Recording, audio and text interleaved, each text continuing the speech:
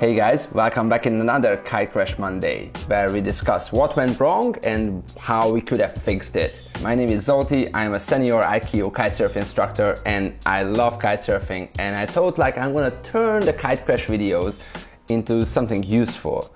Today we're going to discuss It's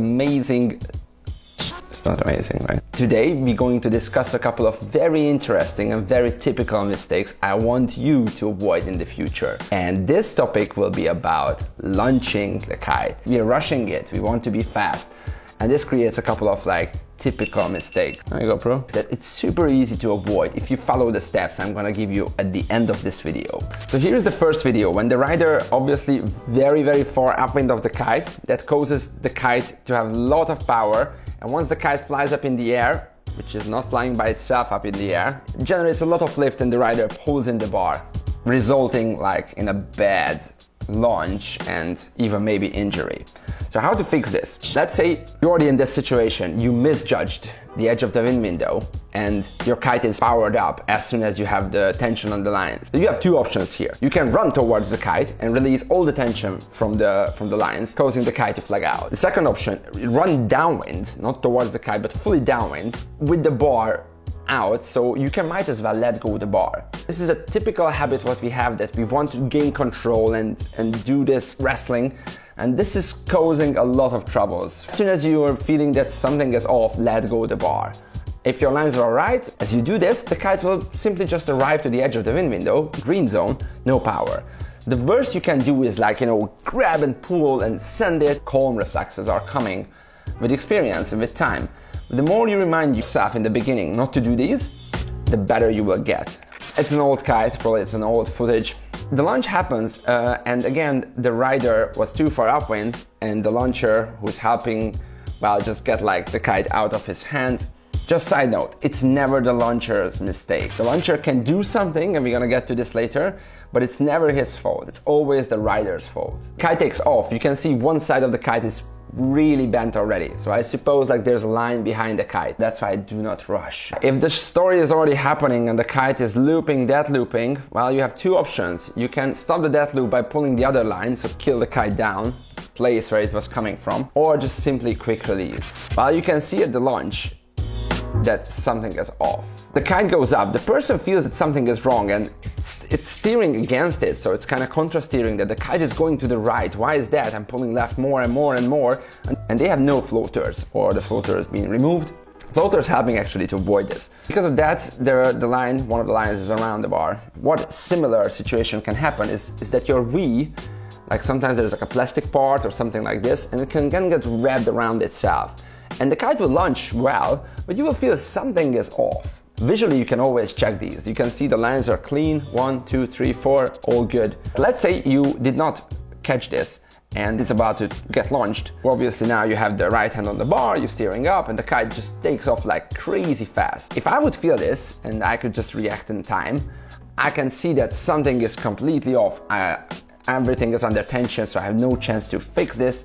I would just simply steer the kite really hard down. If needed, grab the line and pull it back down to the place where it was coming from. There is a person, so we don't know if it's a self-launch or not, but during self-launch we are busy often enough that we can make such a mistake. It's a really bad one. This is an onshore wind condition, which is already sketchy. Plenty of obstacles that making the wind turbulent. The launch happens super quickly, so the kite shoots up to 12. The person who was launching the kite steered the kite like hell towards 12, if not past 12. This is something that you want to 100% avoid in stronger wind conditions. All you want to do is get the control of the kite, steer a little bit, and get the kite up a few meters above the ground. You can slowly rise the kite to 12. This beginner idea that I need my kite on 12 as fast as possible is pretty much against you in stronger winds. So there's actually a double mistake, because there was someone else who presumably better, or he knows a little more about kitesurfing than the person who launches. So you can always interrupt and say let go, or push the bar away, or kind of do something about it. Everything happens so fast, it's pretty hard.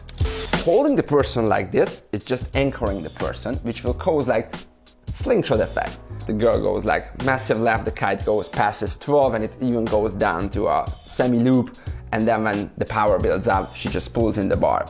So the way to avoid this, as an instructor, first off, don't hold the person like so. Get it next to it, a little bit, you can get it like a little more weight, you can pull them down, get the center of gravity lower. That's a very good step. And if they're obviously doing something wrong or holding the bar very wide on a very powered situation, if the wind is strong, you need to get your hands close to the middle, gain control of the kite, and again, just lift the kite up a little bit. And finally, as I promised, a textbook lunge. First off, grab the chicken loop, not the bar. This is a bad habit. I see it all the time, people grabbing the bar and letting the bar go fully powered up. If the helper just randomly lets go the kite, you will have the bar in your hand. So the chicken loop will go pluck full all the way in, so you will be fully powered, and of course your monkey reflex will say to you, hold. So you will get dragged through the beach a lot. So forget about the bar, hold the chicken loop. As you get to the chicken loop, connect your safety, I would suggest you go a little bit lower downwind. So make sure your kite is like upwind of you. This way it's just 100% safe. Once you get tension on your lines, you can check the lines a little bit, pull them left and right. You can see I forget to make the trim back to neutral, so I do that too. Again, let go the bar, I have the safety, and I slowly walk into the wind. And I feel the kite is pulling me. I hook in my chicken loop, and then I grab into the bar, a little bit pull it in, hold my hands close to the center, and steer the kite up just a few meters and stop it. Everything is good? Okay, I start walking towards the beach. I always prepare my board so it's in the way and just pick it up, and in case something goes wrong, I can put the kite down back on the water or on the land, doesn't really matter. It pulls me away from obstacles, and that's it. My kite is a little bit inside the wind window already. The kite will immediately shoot just a few meters towards the edge of the wind window. Remember, don't hold the bar very wide. Take your time, don't rush, and yeah, I'd rather take it in 2 attempts or do something tweaks to make it safer for yourself. That's it for today. In the next week, we're gonna continue with kite launching because that's a very sketchy and deep topic. I hope you enjoyed this one, and if you would like to review your crash, send it to me. You know where to find me. Thanks for watching. See you next Monday.